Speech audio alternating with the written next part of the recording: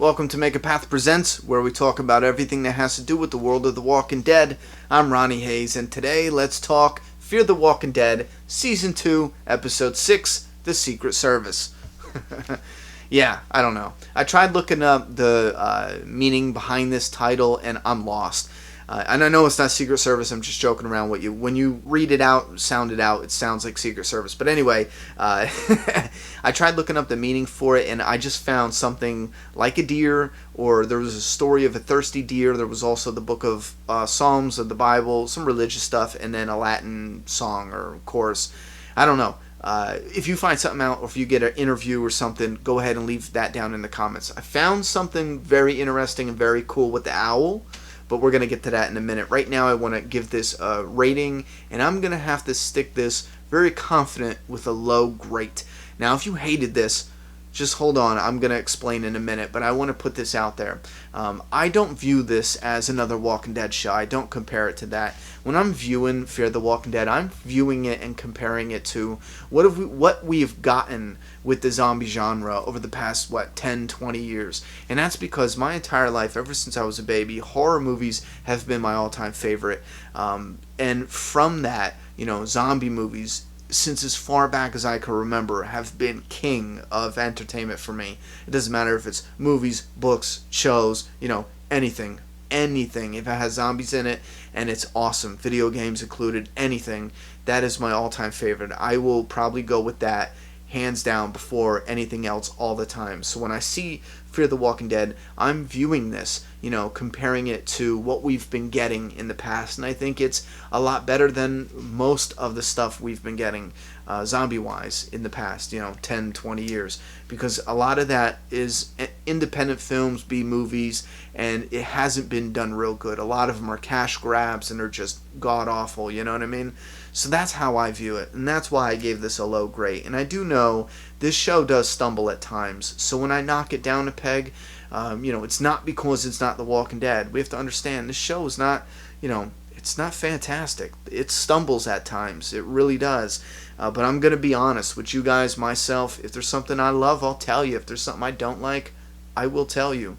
Let's start with the opener. Luckily, I loved it. I thought this was a solid opener. It was refreshing. It didn't feel like it was Fear the Walking Dead. It felt like it was something new and refreshing, if I could repeat myself. But if you didn't understand what happened, we got a little hint in the beginning, and then at the end we got the confirmation. But what happened is the preacher was telling his churchgoers, his congregation, that they need to go out. This is evil. It's not of God. They need to go out and basically kill it. He's talking about the dead that Celia has at her ranch. We're going to call that the ranch. He's talking about the dead there. She poisons them. They don't know they ate poisoned, what are those things? Communion wafers? They don't know that. So this wasn't a suicide. They had no clue they were being poisoned. Chances are Celia had, someone she knew from the town as a spy, or maybe she sent one of her workers over to poison them. But that's how it played out. Now, I love that. I think that is pretty cool. And we're going to discuss Celia in a minute, because it does ring a little too close to Herschel. But let's jump over to the border. I thought this was a con, and that's because it didn't give us any answers. And I'm going to give this to the showrunner right now. Fuck you. All right? When he comes back and fixes this, I'll love him again. But he did an article where he said this is where we get our big answer, our reveal. What's the border? What's beyond the border? Something like that. I want to know what the border is, because in my opinion, it messes with the continuity. The U.S. is in shambles, right? I mean, what are these border guards doing here? How are they functioning? How are they operating? What about their family? It doesn't make any sense unless, the other side of the border is fine. People would not be covering the border, taking payments, keeping people from going, across the border with infected, if Mexico, for the most part, was doing good. You get what I'm saying. Maybe they're trying to imply, that it is doing good, but when we see scenery of the outskirts in the previews, it looks like people are dead outside these little villages. So I'm just saying, and that was a playful fuck you, but still, still a fuck you nonetheless. I'm very disappointed in the border. Also, they were talking about precious metals. I think I heard 2 bars, either silver or gold.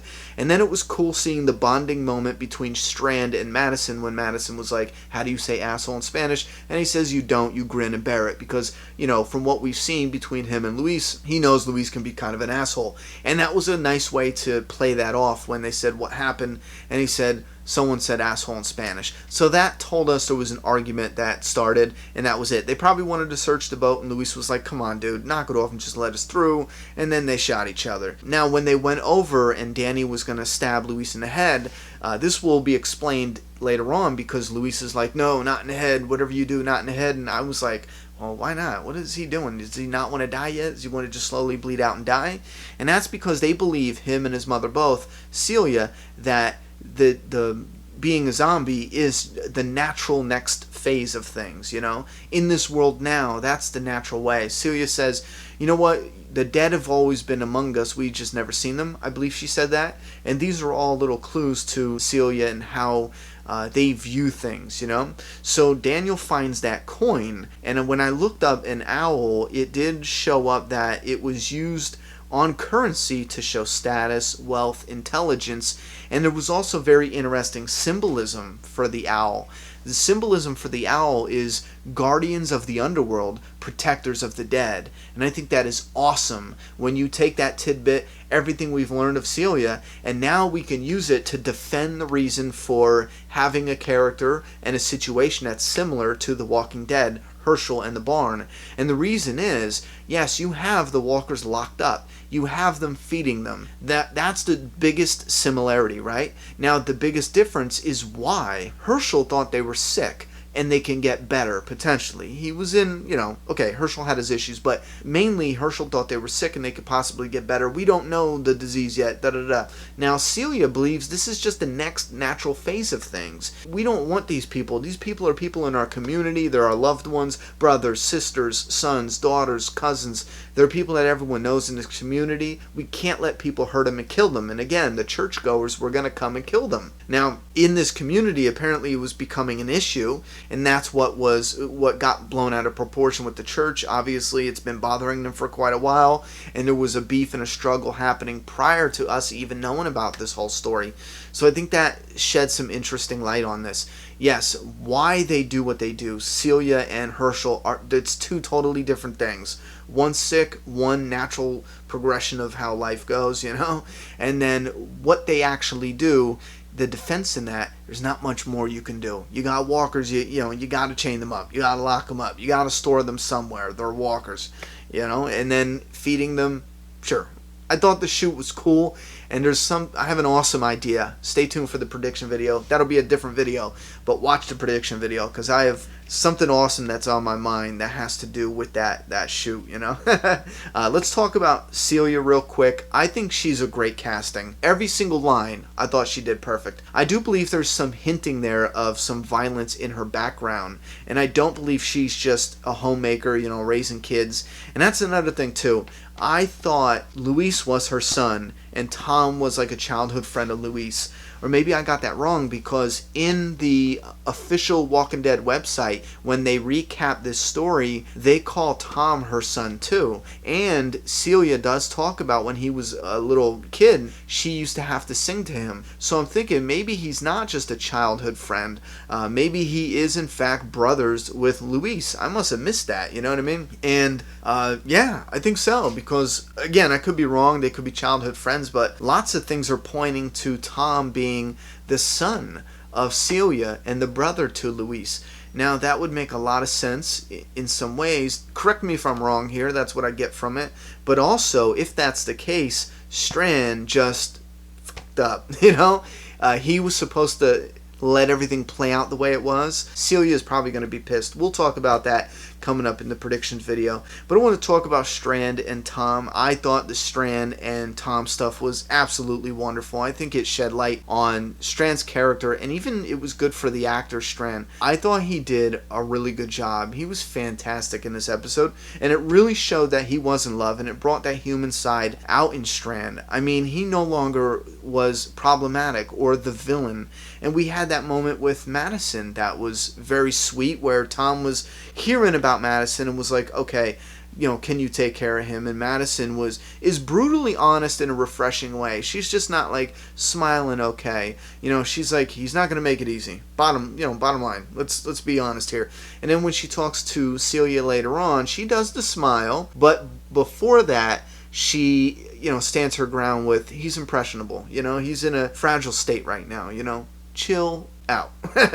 And then she smiles and she's all polite. So I really liked more of what we got in Madison here, but the stuff with Madison, Tom, and Strand, I like that a lot. And the suicide thing, I saw that as, Tom, if he's the son of Celia and he believes in this afterlife as well being the next step, then Strand was making him happy. He was making his last moments on Earth a positive thing. We're going to die together. It's going to be romantic. We're going to live together in eternity as walkers, yada, yada, yada. And then when he dies, Strand knows what he needs to do, and he knows this is not going to go over well, and that's why he has that look of doom. Not only that, but the person he loved just died. So he comes over and shoots him. And I think that's what the whole suicide thing and everything was, because he had to make it seem real for his mother, Tom's mother, or whatever, and I think that's how that all played out.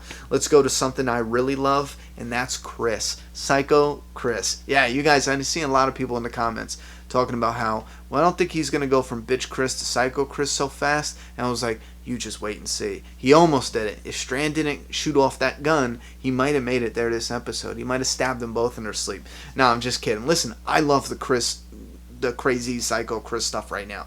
Serial killer Chris, I love it. I think that's a great element into the story to introduce, because this is something where we've seen characters that conflict with the group, or don't get along, and even in Shane's aspect. But Shane was his best friend. This is Travis's son, and I believe there was a missed opportunity between Travis and Maddie, and I think he could have just added a few more words of dialogue where he just looked at Madison on the verge of breaking down, and he's just like, this is my son. I feel like they missed an opportunity there, because even though they were hitting at it and they were beating around the bush a little bit like that, I think something simple and direct and helpless could come out of Travis in that moment and just be like, Maddie, he's my son. What if, with that hint of what if he is, damaged? You know what I mean? I think there was a slight missed opportunity there, but even still, I like the united front thing, and I feel like Maddie might come back around, but she's got kind of a point, man. That is her daughter, too.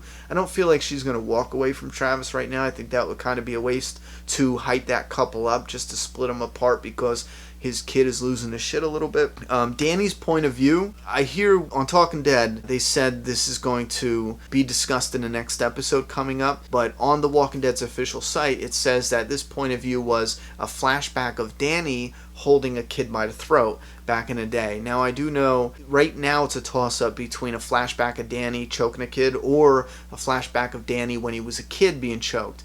Now, since the official site posted it as Danny, choking a little kid, that's what I'm going to run with right now. I admit it could be the other one too, I guess, but I'm going to run with that. And we're going to get more of his flashback, and I'm liking how they're putting this here. He had a traumatic loss, then he had a wedge between him and his daughter, and since he had such a hard, background, such a harsh upbringing and life before all this, and then being thrown into this world now, it's just really kicking his, post-traumatic stress or whatever into gears, really beating his ass all around. And you see that when he's when they have that fight overall, all the characters are affected, and that's also something I think is really cool that parallels The Walking Dead in a cool way. In the beginning of Season 3, when they start up, they enter a church, and they are a well-oiled killing machine, right? If I'm imagining this right, they kick in the door, they have the walkers there, Rick is like, pong, pong, and then T-Dog comes in or whatever, they clear the church.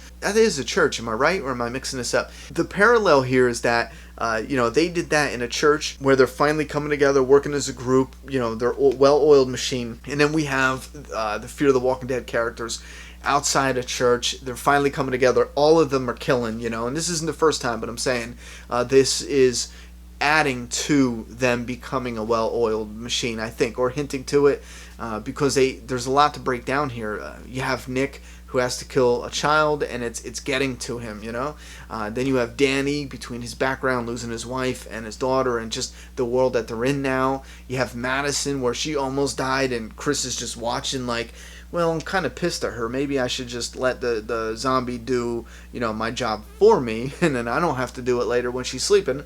And then Alicia catches him or whatever. So you have all that playing out. Now, you also have problematics. Although I think that scene was awesome, I think the editing is very problematic. I don't know who or what or why they did that, but the editing was all over the damn place. There's a moment where Alicia's over here, and then when they cut back, she's like over here, and especially Danny, when they show Danny, he's holding a knife like this. When they show from this angle, he's holding a knife like this, and it constantly, because there's so many cuts, he's literally like this, changing 3 or 4 times, and it just rips you out of the moment, rips you out of the story, and that's why some editing like that, you could think you're nitpicking. That's little things. I'm not, because when I'm trying to enjoy this scene, I'm like, why the fuck is his hand doing that? Why did they edit this like that? And there was a bunch of problematic moments in that fight scene, because you have, like, Chris didn't help Madison, but then when they pan out, it's like Nick was sitting down on the ground facing Madison. If you look at how it was set up, there's a potential that Nick was crying boo-hoo-hoo that he had to kill a little zombie girl, and he's sitting there with the axe just zoning out on the ground. So essentially, Nick did the same shit that Chris did, even though Nick didn't see her, but he was still right there and just kind of gave up when his mom was rolling around on the ground, kind of close by him. You see how some of that, it just didn't fit? Same thing with Travis. I mean, there's some editing mistakes there, but I'm saying, like, if you're gonna pick apart some of the technical stuff that you didn't like, I agree with you. Yes, I think the editing was shit at moments here, especially during the fighting scene, and I really, really hope they knock that shit off. I wrote this down too. The owl, when you look up for symbolism, it says the keeper of spirits who pass from one plane to another. Listen, I thought that was cool. Okay, so we covered some pros and some cons with this episode. I gave it a low grade. What did you think about it? Put your thoughts and opinions in that comment box. I'm done talking. It's your turn. Subscribe now.